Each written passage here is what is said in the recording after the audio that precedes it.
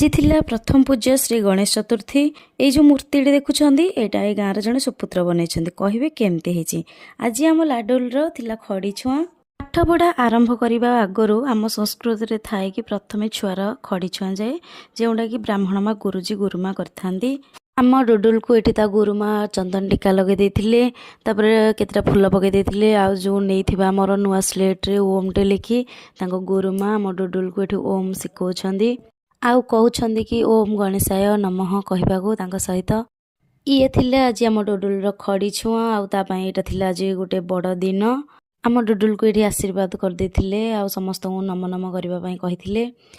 तापर आम डुडुल आम घर को पलि आसला।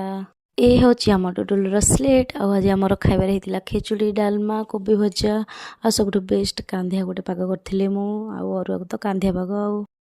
आज तो आम खाइबाटा बहुत बढ़िया से जमी जाइला कहीं कांधिया अच्छे अरुआ भात को जब कौन बा दरकार ता सहित तो एमती थी आज आमर